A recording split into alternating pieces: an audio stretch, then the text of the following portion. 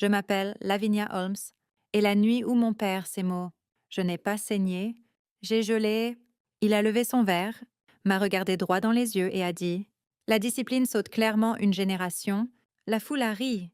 Le son m'a traversé plus tranchant que n'importe quelle lame. J'ai souri en retour, parce que les soldats ne cillent pas, surtout quand l'ennemi partage votre nom de famille. Puis son héritier, le fils qu'il avait toujours voulu, s'est penché et a murmuré: On parle encore de toi? Eudora, le fantôme. Et juste comme ça, tous les mensonges que mon père avait jamais racontés sur moi ont commencé à s'effondrer, là, sous le poids de la vérité qu'il avait passé une vie à essayer d'enterrer. La salle de bal scintillait avec trop de laiton et pas assez de chaleur. Des vétérans en uniforme repassé remplissèrent la pièce, échangeant les mêmes histoires qu'ils racontaient depuis des décennies. Les rires cliquetaient contre la verrerie, résonnant contre les drapeaux qui bordèrent les murs. C'était censé être une célébration, un hommage à 50 ans de service sous le nom de Whitfield. Au centre de tout cela se tenait mon père, fier et immobile, comme un monument qui refusait de s'éroder. Les lumières l'aimaient. Il parlait avec ce ton autoritaire qu'il n'éteignait jamais, levant son verre à la foule comme si chaque visage là avait servi sous ses ordres. Il appelait cela une soirée pour honorer l'héritage Whitfield, et quand il a dit le mot héritage, il a regardé droit vers London. Son élu, l'héritier qui portait sa combinaison de vol comme une armure héritée, les applaudissements ont suivi, stables et approbateurs. Puis mon père s'est tourné vers moi, le sourire sur son visage s'est adouci, juste assez pour piquer. Il a dit quelque chose sur le fait que j'étais brillante derrière un bureau, puis a plaisanté en disant que tout le monde n'était pas fait pour voler. La foule a gloussé, un bon rire obéissant. Je n'ai pas bougé, j'ai juste soutenu son regard et laissé le bruit me laver comme le rugissement d'un moteur dans une tempête. Quelque part derrière moi, une chaise a raclé, une voix, plus âgée et prudente, a brisé le rythme des rires. Attendez, vous êtes ce fantôme. Ce n'était pas fort, mais cela portait. Le son de ce nom a traversé la pièce comme une aile fendant l'air. Les têtes se sont tournées. Les conversations se sont arrêtées. Pendant une seconde, même la voix de mon père s'est tue. Et dans ce silence, toute la pièce a commencé à changer, juste légèrement, comme un avion changeant de cap sans avertissement. La base aérienne de Hill, dans l'Utah, était un endroit où le silence avait des grades. Même le vent semblait marcher au pas.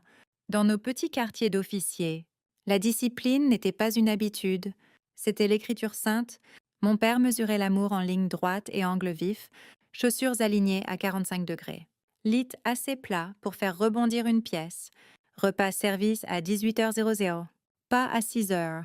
Quand ma mère est morte, la maison a perdu sa chaleur mais gagné plus de règles. Mon père a comblé l'absence par des exercices, puis est venue Evelyne, polie et souriante. Sentant le parfum au lieu du carburant d'avion, elle s'intégrait parfaitement dans son monde, lisse, sans plis, stratégique. Elle m'a un jour regardée et a dit: Les filles intelligentes font rarement bonne compagnie. À 13 ans, j'avais appris que l'erreur était une faiblesse. Après une blessure au genou qui m'a empêchée de courir sur piste, le poids s'est installé. Mon père l'a vu comme de la défiance. Pas comme une récupération. Chaque matin, il me faisait courir des tours autour de la base pendant qu'il me chronométrait avec son vieux chronomètre de vol. À chaque repas, il notait les chiffres sur un tableau. La discipline n'est pas ce que tu veux, disait-il. C'est ce que tu portes. Alors je l'ai porté, l'humiliation, le souffle, la douleur dans mes poumons, quelque part entre ces ordres. J'ai trouvé du rythme, le souffle est devenu une armure, la piqûre de la honte s'est transformée en un pouls que je pouvais contrôler. Il pensait me briser en forme, il m'entraînait pour la gravité. Boston était plus bruyante, plus libre, mais je me réveillais encore avant l'aube par réflexe. Le MIT était censé être une nouvelle vie, pourtant je le traitais comme une autre base. C'est là que j'ai rencontré Marvin Grayson, un officier de l'Air Force retraité enseignant l'aérodynamique avancée. Il a observé comment je gérais la pression dans le simulateur, comment mes mains restaient stables pendant que les autres surcorrigeaient. Après un cours un jour, il a dit doucement: La discipline n'est pas le contrôle, c'est la clarté. Je l'ai noté comme un ordre secret. Sous sa direction, j'ai rejoint le programme de vol étudiant. La première fois que j'ai pris l'avion seul, un vent de travers a frappé fort. L'avion a tremblé, les jauges ont vacillé, mais ma respiration est restée régulière. J'ai ajusté l'assiette, réduit les gaz, chevauché la turbulence jusqu'à ce qu'elle cède. Quand les roues ont embrassé le sol, Marvin m'a rencontré sur la piste, un rare sourire perçant. Tu as des mains de fantôme, a-t-il dit. Douce, précise, invisible jusqu'à ce qu'elle te sauve. Des semaines plus tard, il a découvert qui j'étais. La fille de Charles Whitfield, l'homme qui avait autrefois enterré sa recherche sous la politique militaire. Marvin ne l'a jamais mentionné directement. Il m'a juste dit « Tu devras prouver que ton nom n'est pas ta cage ». Je n'ai pas répondu. J'ai simplement continué à voler. Pour la première fois, j'ai compris que la discipline pouvait être la liberté, pas la punition. Mon père contrôlait pour maintenir l'ordre. J'ai appris le contrôle pour rester en l'air. Et cette différence, silencieuse mais absolue, a été le premier soulèvement que j'ai gagné seul. La base aérienne de Nellis semblait interminable sous le soleil du désert, une grille d'argent et de chaleur. J'avais 25 ans, l'une des plus jeunes pilotes du programme d'essai F-22. Le jour a commencé comme tous les autres. Liste de vérification. Contrôle avant vol. Voix calme dans mon casque. Puis, 6 minutes ont disparu. La tour de contrôle m'a perdu. Pas de radar. Pas de radio? Rien que du ciel vide. J'ai suivi l'instinct et l'entraînement, nivelant à travers le statique jusqu'à ce que le désert réapparaisse. Quand j'ai atterri, l'air autour du hangar semblait plus lourd que le jet. J'ai rempli le rapport, des pages de données et d'équations montrant ce qui s'était passé. Le radar s'était plié autour de l'avion. Vraie furtivité. Perfection accidentelle. 2 jours plus tard, mon père m'a appelé dans la salle de briefing. Le rapport qu'il a glissé sur la table n'était plus le mien. La section marquée pilote E. Whitfield avait disparu, remplacé par essai simulé. Il a dit que le système n'était pas stable, que j'avais perdu la concentration, que l'incident resterait classifié, puis il m'a congédié. J'ai trouvé le fichier radar original avant qu'il ne le supprime. 6 minutes de silence. Étiqueté pilote. E. Whitfield. Je l'ai crypté sous un nom que seul je connaîtrais. Protocol Echo. Le mot s'est répandu sur la base à propos d'un jet qui avait disparu en plein vol. Quelqu'un a appelé le pilote fantôme.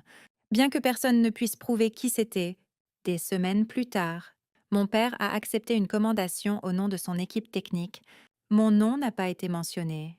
J'ai rejoint la division radar, souriant pour les caméras, invisible par conception. Sur la photo de groupe, il se tenait au centre, souriant. J'ai regardé l'objectif. Sans expression, il pensait m'avoir effacé. Mais même les fantômes laissent un signal. 3 ans plus tard, les histoires de guerre s'étaient transformées en contrats. Phantom X n'était plus un secret militaire. C'était une marque polie pour les investisseurs. Je travaillais discrètement chez Lockridge Aerospace. Sous un autre nom, La Consultante, personne ne questionnait. Un matin, un mémo interne listait les nouveaux liaisons militaires.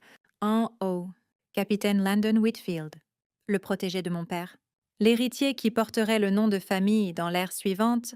Il entrait dans le cockpit de mon design à la première réunion de projet. Mon père se tenait devant une salle d'exécutif, expliquant l'annulation adaptative du radar, le même algorithme que j'avais écrit des années plus tôt, développé par l'équipe de mon fils, a-t-il dit. Les applaudissements ont rempli la pièce. J'étais assise au fond, invisible, suivant la ligne de code dans la présentation. Ma ligne « Ensuite », Landon m'a approché. Amical, inconscient, vous êtes le cerveau mathématique derrière notre design. Hein? Il a souri comme s'il me faisait un compliment. Il n'avait aucune idée que j'étais l'architecture elle-même. Plus tard, dans l'archive de code, je l'ai trouvé Awarda, intégré profondément dans le logiciel. Une signature qui ne pouvait être enlevée sans casser le système. Preuve. La rumeur disait qu'un officier de haut rang, le général Abbott, examinait l'auteur du programme avant le contrat final du gouvernement. L'horloge avait commencé. Je n'étais plus en colère. La colère s'était consumée. Laissant la concentration, je ne me battais pas pour mon nom. Je réécrivais ce que signifiait héritage. À travers la vitre du hangar, Landon posait en nouvelle combinaison de vol pendant que les flashs crépitaient. J'ai ouvert mon ordinateur portable, entré la clé d'accès au protocole Echo. L'écran a cligné une fois, puis affiché les mots prêts pour réapparition. La salle de bal scintillait comme un sanctuaire à Lego. Lustres de cristal, plaque de laiton et une mer de médailles captant la lumière. Les bannières disaient Gala de l'héritage Whitfield. Et au podium se tenait mon père. Se délectant du reflet de son propre nom, il a ouvert avec son sermon préféré. Le nom Whitfield a toujours représenté la précision, le courage et le contrôle. Sa voix portait à travers la pièce comme un hymne. Il a annoncé que Landon deviendrait le visage du programme Phantom X, la nouvelle génération de pilotes qui porterait l'héritage en avant. Les applaudissements ont tonné.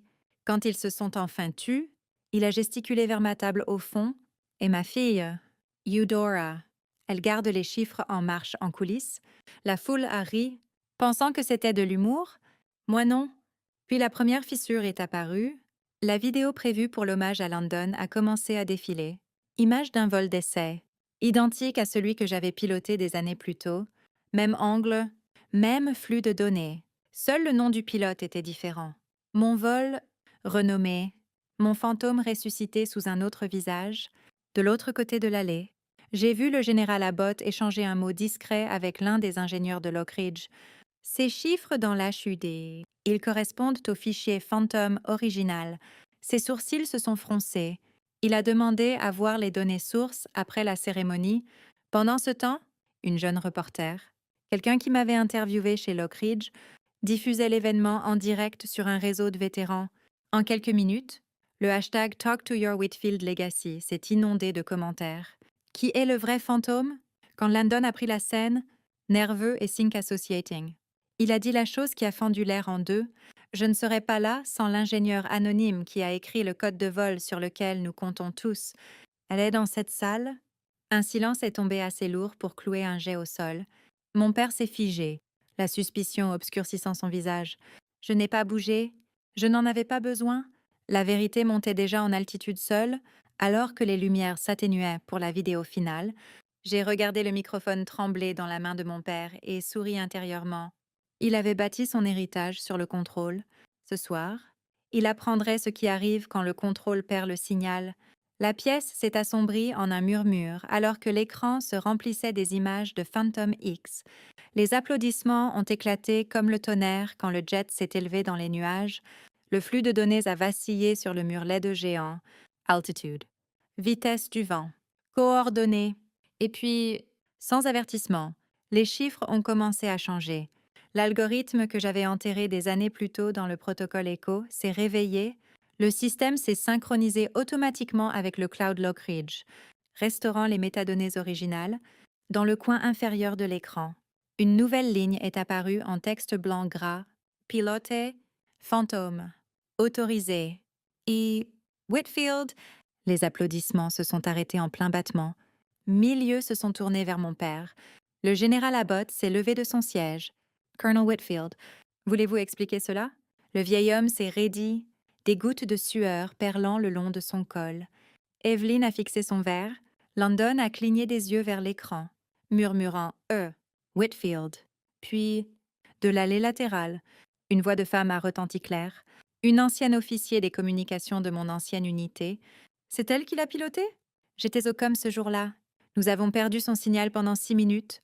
C'est elle la raison pour laquelle Phantom existe même. Mon père a arraché le microphone. Voix brisée. Elle exagère. C'était une simulation. Non, monsieur. Abbott a coupé net. Le trajet de vol correspond au journal Phantom réel. Le dossier du pilote a été supprimé manuellement, puis il s'est tourné vers moi. Mademoiselle Whitfield, vous n'avez pas à parler. La salle sait déjà. Tous les yeux m'ont trouvé. La tête de Landon s'est inclinée légèrement. La main d'Evelyn tremblait autour de son verre de vin. Je suis restée immobile, stable dans le bruit qui n'était plus du bruit. Personne n'a besoin d'être humilié pour apprendre la âme vérité, ai-je dit, ma voix basse mais claire.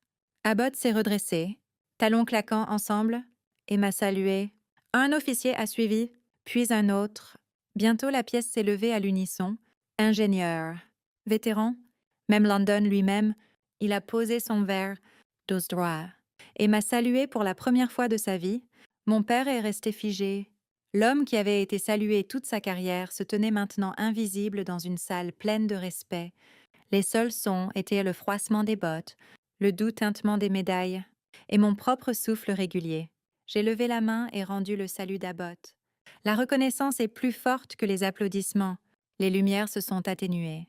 La tête de mon père s'est baissée, pas en défaite, mais dans la reddition silencieuse d'un homme voyant enfin la vérité qu'il avait enterrée. Le matin s'est installé sur le désert du Nevada comme un souffle retenu.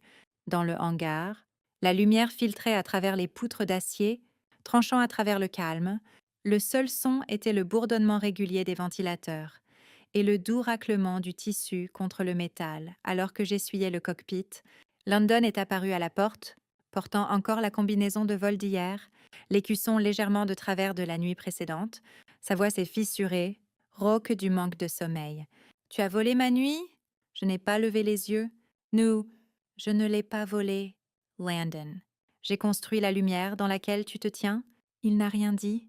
Juste resté là avec des larmes suspendues au coin des yeux. Incertain si elles venaient de la colère ou du soulagement, j'ai parlé à nouveau, doucement. Comme notre père nous instruisait autrefois, le contrôle n'est pas le courage. La discipline est. Je lui ai montré comment respirer à travers la résistance. Respiration anti-G, le rythme qui garde un pilote conscient quand la gravité essaie de l'écraser. Inspirez 4, ai-je dit. Expirez 6. Il a tenu 3 rounds avant de s'effondrer. Haletant, je l'ai rattrapé par l'épaule. Encore? Quand il s'est stabilisé, une ombre a bougé à la porte. Mon père se tenait là, tenant une pièce en argent, celle que le général Abbott lui avait donnée. Sa voix portait le poids des années. J'ai supprimé ton fichier. Je me suis dit que je te protégeais. Je protégeais mon orgueil. Pendant un long moment, l'air était épais de ce qui n'avait jamais été dit. Puis il a rencontré mes yeux et a prononcé les mots qu'il m'avait retenus toute ma vie. Capitaine Eudora, personne n'a bougé. Pas d'étreinte, pas de discours. Juste respirer. Inspirer 4, expirer 6. Père, fils, file. 3 vies trouvant le même rythme pour la première fois. Alors qu'il se tournait pour partir, la lumière du soleil a flambé derrière lui. Il a fait une pause, regardé en arrière une fois. L'héritage n'est pas ce que tu transmets, a-t-il dit doucement. C'est ce que tu lâches. Je l'ai regardé disparaître dans le matin, l'air du désert encore bourdonnant, ma poitrine enfin assez légère pour respirer. 1 an plus tard, le ciel de l'Utah s'étendait large et clair, le genre de bleu qui n'appartient qu'aux pilotes.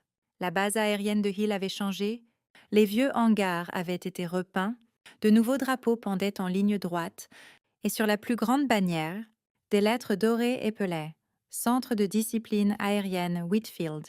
L'auditorium bourdonnait de corps en uniforme, médailles et murmures. Le général Abbott était assis près du devant, stoïque mais fier, Landon. Maintenant instructeur, portait sa tenue d'entraînement, posture calme et centrée. Mon père était assis à côté de lui, mains jointes, un homme plus armuré par le rang, mais par l'humilité, quand ils ont appelé mon nom, j'ai marché au podium sans le poids qui me suivait autrefois. Le microphone a bourdonné doucement, stable et propre. Pour la première fois, le son ne m'effrayait pas. La discipline n'est pas sur la perfection, ai-je dit, voix égale, sans hâte. C'est sur l'honnêteté sous pression. La pièce s'est tue, les visages se sont tournés vers moi. Mais cette fois, personne ne mesurait, jugeait ou attendait que je trébuche. J'ai raconté l'histoire, pas en nom, pas en blâme, mais en leçon. Parfois, ai-je dit, pour être vu, il faut d'abord disparaître. Les applaudissements sont venus comme le vent contre les ailes, doux, soulevant, réel.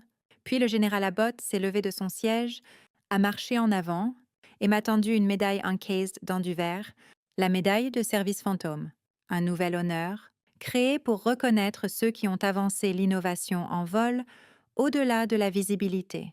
Mon nom était gravé sous l'insigne et Whitfield.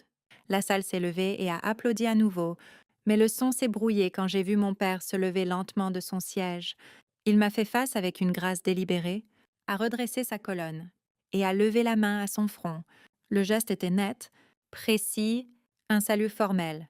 Pour la fille qui m'a appris à respirer, a-t-il dit doucement, presque pour lui-même. Landon a suivi, son salut vif, puis les autres, Abbott, les ingénieurs, les jeunes cadets, jusqu'à ce que toute la salle se tienne en silence. Saluant ensemble, le moment se sentait plus léger que la fierté et plus lourd que le pardon, Quand c'était fini, je suis descendue de la scène. L'air dehors sentait le carburant d'avion et le soleil à travers la fenêtre du hangar. Un F-22 Phantom X a roulé sur la piste et s'est élevé gracieusement dans le ciel matinal. Sa surface métallique a capté le soleil, scintillant comme un pouls de mémoire. Je suis restée là un long moment, le regardant monter, le bourdonnement des moteurs s'estompant dans le vent. La voix de mon père a résonné dans mon esprit. Plus douce maintenant, presque tendre. L'héritage n'est pas ce que tu transmets, c'est ce que tu lâches. Et alors que le jet disparaissait dans la lumière, j'ai enfin compris. Certains héritages ne restent pas au sol, certains prennent vol. Seulement quand tu arrêtes d'essayer de contrôler leurs ailes, certains héritages volent plus haut quand ils lâchent enfin prise.